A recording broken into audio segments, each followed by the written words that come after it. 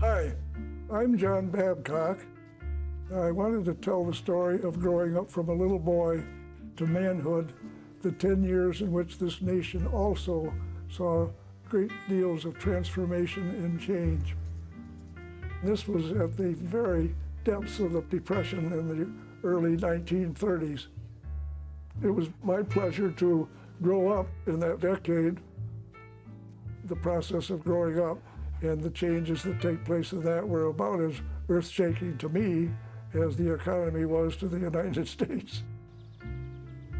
The story of my life mostly centered around a large 360-acre farm, which later became known as Sunny Gables.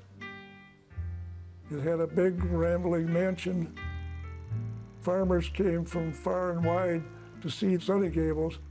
I think probably at his roots, my father was an educator as much as anything else. He gave out a lot of advice and exchanged a lot of information with farmers that profoundly changed farm practices in the Northeast. Babcock was Dewey's principal agricultural advisor. Dewey, of course, ran for the presidency and almost made it. So perhaps he just missed becoming Secretary of Agriculture. H.C. Babcock was a professor at Cornell University.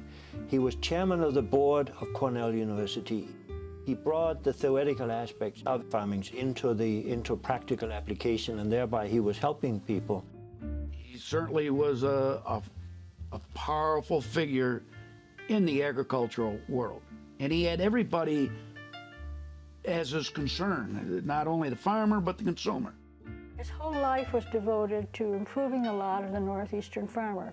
It's a pledge he took to himself when he was a child, because he grew up in such bad conditions.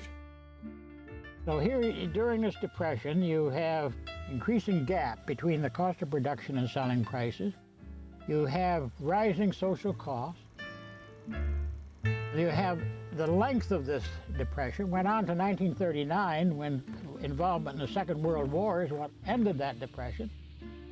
It began dramatically after a period of intense prosperity.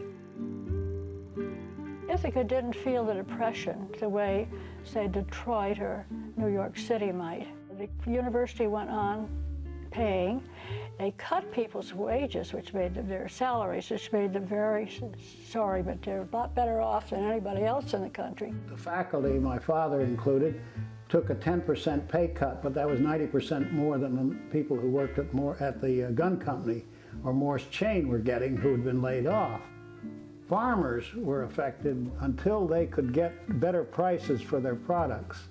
They were just caught in a trap, and they almost all were mortgaged. Well, it was a rip snorter.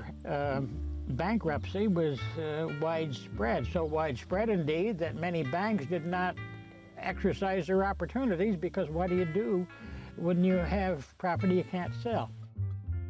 People without jobs, bread lines, soup kitchens, and so on. The farmer essentially was somewhat lucky because he had his food. Essentially, he was growing a lot of his own food. But back then, most people had a few chickens, maybe had a cow.